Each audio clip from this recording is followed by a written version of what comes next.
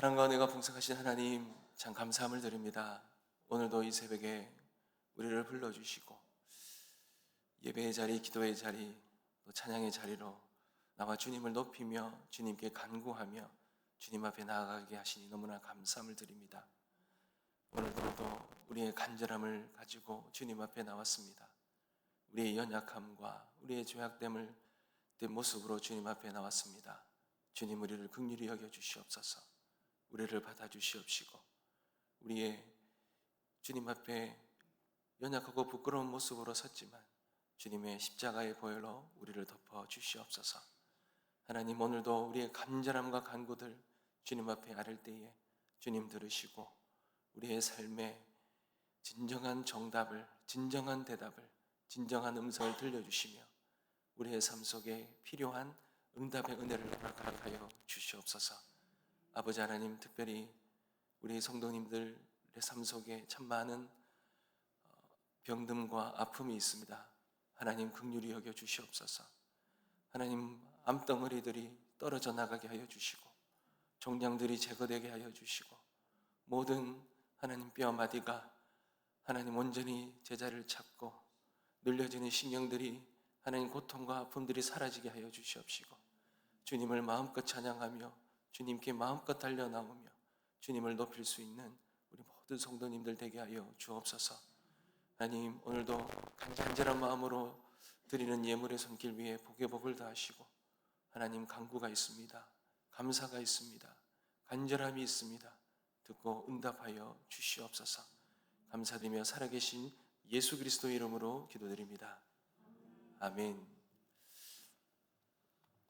하나님께서 우리에게 주시는 말씀은 창세기 44장 1절에서 17절 말씀입니다. 창세기 44장 1절에서 17절 말씀 함께 보겠습니다.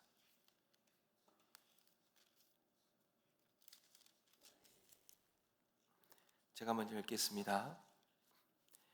요셉이 그의 집 청지기에게 명하여 이르되 양식을 각자의 자루에 운반할 수 있을 만큼 채우고 각자의 돈을 그 자루에 넣고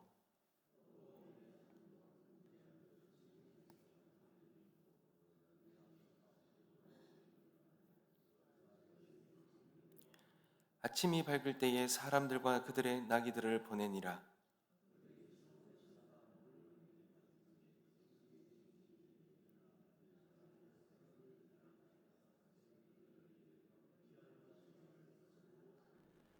이것은 내 주인이 가지고 마시며 늘 점치는 데에 쓰는 것이 아니냐. 너희가 이같이 하니 악하도다 하라.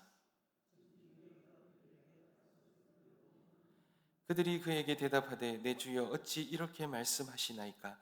당신의 종들이 이런 일은 결단코 아니하나이다.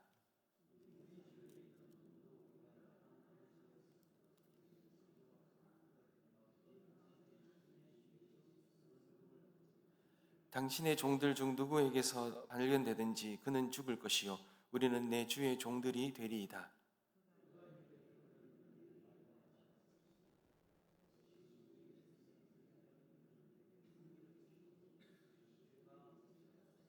그들이 각각 급히 자루를 땅에 내려놓고 자루를 각기 푸니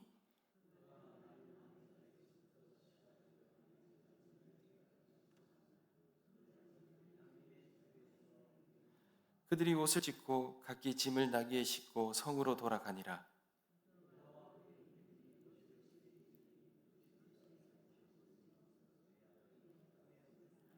요셉이 그들에게 이르되 너희가 어찌하여 이런 일을 행하였느냐. 나 같은 사람이 점을 잘 치는 줄을 너희가 알지 못하였느냐.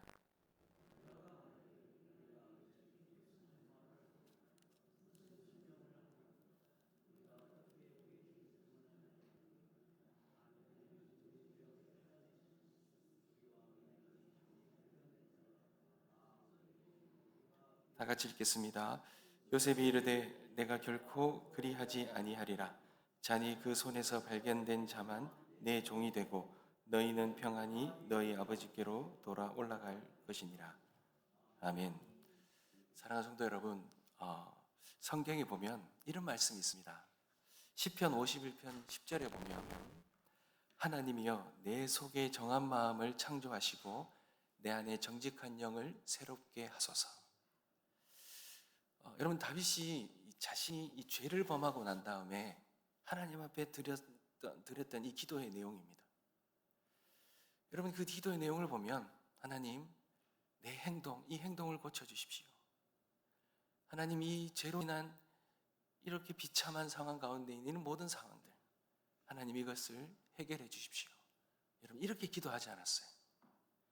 그의 기도는 하나님, 내 속을 새롭게 해 주십시오.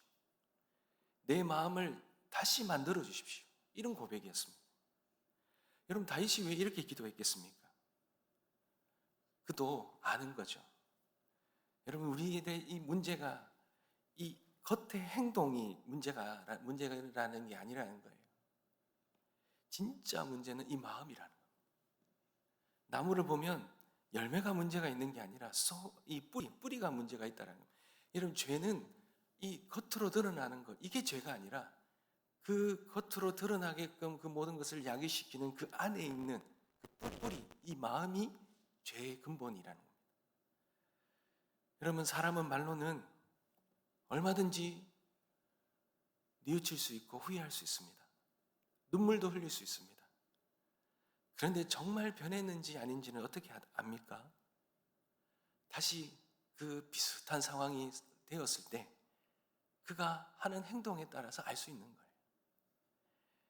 예전에 도망쳤던 자리, 예전에 누군가를 버렸던 자리, 누군가의 상처를 줬던 자리, 예전에 책임지지 않았던 자리, 그 자리에 다시 섰을 때 그때에 그 사람이 어떤 선택을 하는가, 내가 어떤 선택을 하는가, 그것에 따라서 진짜 회개를 했느냐, 진짜 회개의 열매가 있느냐가 증명되는 거예요. 여러분, 회개는 말로 하는 것이 아니라 회개는 돌이키는 거예요. 실제로 과거와는 다른 돌이킴이 있는가, 이것이 회개라는 것입니다.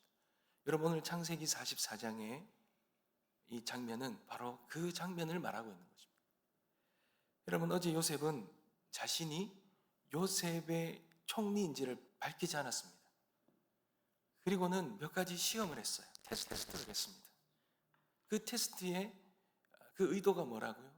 형제들이 그동안에 진짜 변했는지, 그들이 자신을, 형제인 아우를 팔고 그 시기심 때문에 그걸 팔면서 그런 여러 시간들이 보냈는데 형들이 변화됐는지, 실제로 변화됐는지 그것을 확인하려고 했던 겁니다.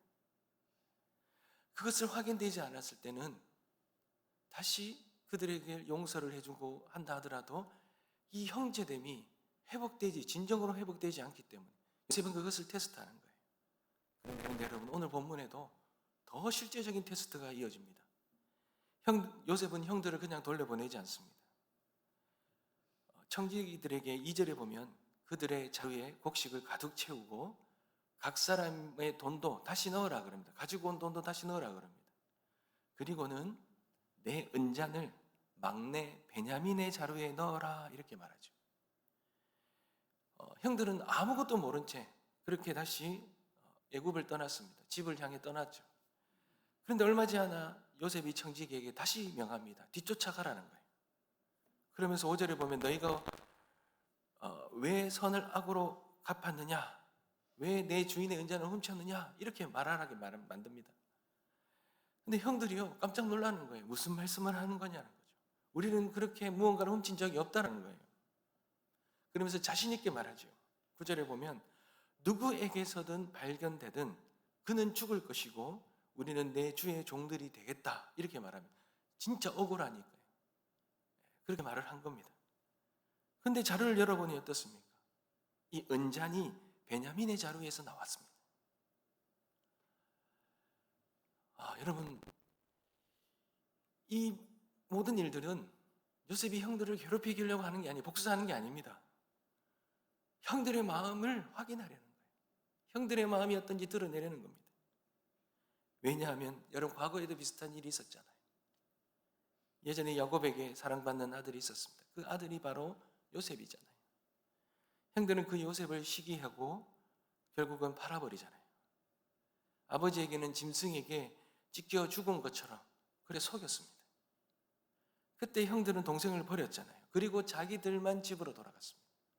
근데 오늘 또다시 아버지 야곱이 사랑하는 막내 아들이 이 베냐민이 위기에 빠집니다. 상황이 얼마나 비슷합니까? 사랑받는 동생이 위기에 처해 있습니다. 여러분, 이때 형들이 어떤 선택을 하는지를 요셉이 보고 싶은 거예요. 이번에도 그 동생을 버리고 자신들만 살 것인가? 아니면 이번에는 동생과 함께 책임질 것인가? 사랑하는 성도 여러분, 하나님은 때때로 우리를 비슷한 상황 가운데 다시 데려갑니다. 우리의 모든 상황 속에서 보면 여러분, 과거에 어떤 선택을 했던 그 순간이 동일한 선택을 할 수 있는 그런 상황으로 하나님께서 이렇게 인도하실 때가 있어요. 여러분, 그때는 우리를 망하게 하려거나 부끄럽게 하려는 것이 아니라 하나님이 우리에게 다시 묻고 싶으신 거예요. 다시 확인하고 싶으신 거예요. 너는 이제 달라졌느냐? 예전에는 그런 선택을 해가 도망쳤는데 이제는 너희가 책임을 지느냐? 예전에는 너만 살려고 그렇게 했는데 이제는 함께 아파하느냐? 이제 진짜 제대로 돌아섰느냐? 너의 입술로만 그렇게 후회했고 진짜 제대로 된 돌이킴이 있느냐? 이거 확인하시려고 하는 겁니다. 여러분, 회개는요, 다시 찾아온 자리에서 이전과는 다른 선택을 하는 것, 그때 진정한 회개가 이루어지는 것이죠. 여러분, 형들의 선택은 어땠겠습니까? 여러분, 은잔이 베냐민 자루에 발견되자 형들은 이렇게 말할 수 있잖아요. 모르는 일입니다. 베냐민 혼자 한 일입니다. 우리는 억울합니다. 우리는 베냐민과 이 행동에 절대로 우리는 관계가 없습니다. 이렇게 말할 수 있잖아요. 그리고는 그냥 안전하게 돌아갈 수 있잖아요. 그런데 성경이 어떻게 말합니까? 13절에 보면 그들이 옷을 찢었다 그럽니다. 옷을 찢고 각기 짐을 나귀에 싣고 다시 애굽의 성으로 돌아갑니다. 여러분, 여기서 중요한 말이 돌아갔다는 거예요. 도망치지 않았다는 거예요. 베냐민만 남겨두고 자기 짐을 가지고 자기들만 고향 집으로 간 게 아니라 베냐민과 함께 자기 짐을 지고 함께 돌아갔다는 거예요. 여러분, 이것이 변화입니다. 예전에는 요셉을 버리고 도망갔는데 이제는 베냐민을 데리고 다시 돌아갑니다. 예전에는 동생의 울음소리를, 그 고통 속의 절규를 외면했습니다. 근데 이제는 동생의 위기 앞에 함께 섭니다. 과거에는 그들의 그 이기적인 모습으로 아버지의 마음을 찢었다면 이제는 자신들의 마음을 찢었습니다. 자기들의 옷을 찢었잖아요. 사랑하는 성도 여러분, 이게 진정한 회개라는 겁니다. 회개는 단지 내가 잘못했습니다라는 말이 아니라 내가 책임지겠습니다. 눈물만 흘리는 게 아니라 방향을 완전히 바꾸는 겁니다. 예전에 피했던 자리로 돌아가고, 예전에 외면했던 자리로 돌아가고, 예전에 상처 주었던 관계에서 이제는 책임 있는 행동을 하는 것입니다. 여러분, 우리도 그렇습니다. 가정에서도 미안하다라는 말을 할 수 있습니다. 그러나 진짜 회개는 그 다음입니다. 이제는 같은 말로 상처 주지 않고 같은 아픔을, 가족의 아픔들을 외면하지 아니하고 내 자존심보다 그 관계를 먼저 돌아보는 것, 이것이 진짜 가정에서의 회개죠. 여러분, 교회에서도 그렇습니다. 교회를 사랑합니다라고 말은 할 수 있습니다. 근데 진짜 사랑은요, 어려울 때 드러나는 거예요. 불편할 때 드러나는 겁니다. 상처가 있을 때 드러나는 거고, 내 마음에 들지 않을 때도 드러나는 겁니다. 누군가가 넘어졌을 때 드러나는 것입니다. 이것이 책임 있는 믿음이라는 거예요. 여러분, 요셉의 형들은 완벽한 사람이 아닙니다. 그들은 죄가 많고 과거가 너무 부끄럽습니다. 상처도 많습니다. 그런데 하나님은 그런 사람들을 포기하지 아니하시고 다시 세월이 지나서 그들의 마음을 만지시고는 마침내 도망치던 사람들이 함께 돌아오는 사람들로 하나님이 다시 회복시키잖아요. 이것이 하나님의 은혜라는 것입니다. 여러분, 사람 쉽게 변하지 않습니다. 하나님 앞에 만져져야만 변할 수 있습니다. 시기하던 사람이 품는 사람이 되잖아요. 버리던 사람이 책임지는 사람이 되잖아요. 도망치던 사람이 함께 돌아가는 사람이 되지 않습니까? 여러분, 특별히 여러분 유다의 모습을 한번 보십시오. 요셉이 물어요. 너희가 어찌하여 이런 일을 행하였느냐? 이럴 때 유다가 뭐라고 대답합니까? 우리가 내 주께 무슨 말을 하오리까? 무슨 설명을 하오리까? 16절입니다. 우리가 어떻게 우리의 정직함을 나타내니까? 하나님이 종들의 죄악을 찾아내셨다, 이를 말합니다. 여러분, 자신들이 훔치지도 않았는데, 베냐민이 훔친 것인데 유다가요 이렇게 말합니다. 하나님이 우리의 죄악을 찾아내셨다. 자신의 죄악으로, 우리의 죄악으로 받아들이는 거예요. 책임을 지는 거죠. 여러분, 하나님 우리의 죄를 드러내실 때가 있습니다. 여러분, 유다의 이 고백은요, 과거에 그들이 함께 요셉을 팔았던 거, 아버지를 속였던 거, 동생의 고통을 외면했던 거, 그 죄가 아직 마음속에 있는데 하나님 그 죄를 다시 끄집어내시면서 정죄하려고 하시는 것이 아니라 그 죄를 돌이켜 회복시키시고, 우리 안에도 우리의 죄가 드러내실 때가 있지 않습니까? 감추고 싶고 모른 척하고 싶고 그냥 시간이 지난 잊혀지고 싶고 그렇게 합리화하고 싶었던 그런 죄가 있지 않습니까? 근데 그 죄를 하나님이 건드리실 때가 있습니다. 그때 우리는 두 가지 선택을 할 수 있어요. 하나는 인정할 수 있습니다. 그러나 또 하나는 진실되게 고백하는 것입니다. 내가 죄인입니다. 하나님, 내가 그때는 잘못 선택했습니다. 그때는 내 마음이 온전한 마음이 아니고 이 약한 마음이 상처를 주고 넘어지게 했고 아프게 했다고. 이제는 책임지겠습니다. 이런 진실된 고백을 할 수 있는 것입니다. 유다는 그렇게 주님 앞에 한 거죠. 그리고는요, 여기서 한 발짝 더 나아갑니다. 우리가 다 내 주의 종이 되겠나이다. 여러분, 베냐민만 넘기지 않습니다. 자신들도 함께 종이 되겠다고, 함께 하겠다고, 그렇게 함께 책임을 지는 거죠. 사랑하는 성도 여러분, 33절, 오늘 본문에는 나오지 않지만 33절, 내일 본문에 보면 베냐민 대신 내가 종이 되겠다고까지 유다가 말합니다. 여러분, 얼마나 대단한 변화입니까? 나만 살겠다는 거 아니고 동생을 지키기 위해서 우리가 함께, 아니 내가 책임지겠다는 이런 진정한 변화가 있다는 거예요. 여러분, 우리는 연약하죠. 책임지고 싶어도 책임지지 못할 때가 있습니다. 사랑하고 싶어서도 사랑하지 못할 때가 있고, 붙들고 싶어도 우리는 또 도망갈 때가 있습니다. 두려워서 도망갈 때가 있습니다. 우리 안에는 여전히 연약함이 있고 두려움이 있습니다. 나를 보호하고 싶은 자기 본능의 그 욕구가 우리 안에 있습니다. 그래서 우리에게는 이 유다의 이 고백이 우리에게 필요하죠. 그런데 여러분, 동생을 대신하여 자신이 종이 되겠다고 했던 이 유다의 고백, 먼 훗날에요, 유다의 지파에서 예수 그리스도가 나지 않습니다. 예수님은 말로만 우리를 사랑하시지 않아요. 우리를 죄를 보고 도망가시지 않아요. 우리를 버리시지 않으시죠. 그리고 우리 대신 십자가에 지셨잖아요. 우리가 받아야 될 심판을 그분이 받으시면서. 그러니 진짜 회개는 우리가 할 수 있는 것이 아닙니다. 내 힘으로 더 착하게 살아보려고 해서 회개가 되는 것이 아닙니다. 진짜 회개는 십자가 앞에 우리가 설 때에 내가 얼마나 죄인이고 나의 이 죄를 위해 예수 그리스도께서 십자가에 대신 죽으셨다라는 그것이 진짜 믿음으로 받아들이시고 나의 이 죄된 모습이 보이고 내가 그렇게 이 죄 앞에서 변화될 때에 내 마음이 녹여질 때 그때 진정한 회개가 일어나는 것입니다. 사랑하는 성도 여러분, 그런 은혜가 우리 가운데 있기를 소망합니다. 예수 그리스도의 십자가의 보혈 앞에 우리가 진짜 회개되기를 소망합니다. 여러분, 우리가 누군가를 용서를 할 때 그냥 무조건 다 용서해 주는 것이 용서라고 생각하시죠? 아닙니다. 주님은 그렇게 말씀하시지 않으셨어요. 마태복음 18장에 보면 예수님은 죄를 범한 형제를 찾아가 권면하라 그러죠.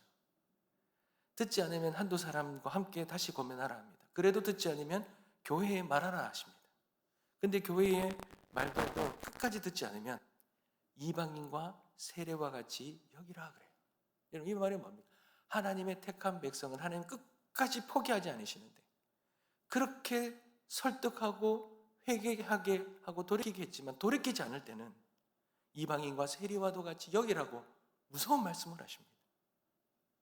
분명한 경계가 있다고 말씀하시죠. 그리고 바로 이어서 예수님은 1만 달란트와 빚진 자의 종 예의를 얻으십니다. 왕에게 갚을 수 없는 큰 빚을 탕감받은 사람이 있습니다. 그런데 그는 자기에게 100데나리온 빚진 동료를 용서하지 않습니다. 자기는 살려달라고 빌었으면서 남의 작은 빚 앞에서는 긍휼을 베풀지 않습니다. 여러분, 그때 주인이 그를 향해 뭐라고 합니까? 악한 종아. 그리고 그들을 옥졸에게 넘겨버립니다. 무서운 말씀입니다. 주님의 은혜를 받은 사람이 은혜 없이 사는 것을 가볍게 보시지 않는 거예요. 용서받은 사람이 용서하지 않는 것을 보면서 그냥 단순히 윤리적인 문제로만 보는 것이 아니라 그의 회개하지 않는 마음을 하나님께서 드러내시는 것, 그를 옥졸에게 넘겨버리신다. 사랑하는 성도 여러분, 정말 돌이킬 길, 이것이 우리가 진짜 십자가 밑에 서 있는지가 증명되는 것입니다. 은혜는 죄를 방치하는 게 아니에요. 은혜는 죄인을 살리기 위해 죄를 드러내고, 사랑은 무조건 넘는 것이 아니라 사랑은 돌이키도록 끝까지 권면하는 것입니다. 유다는 달라진 거예요. 유다는 진정한 회개의 모습을 보인 것입니다. 사랑하는 성도 여러분, 우리 안에도 이제는 은혜 받은 자로서 진정으로 돌이키며 주님 앞에 십자가의 은혜 아래 진정으로 돌이키는 회개의 삶을 살아가는 하나님의 백성들 다 되시길 주님의 이름으로 축복합니다. 기도하겠습니다.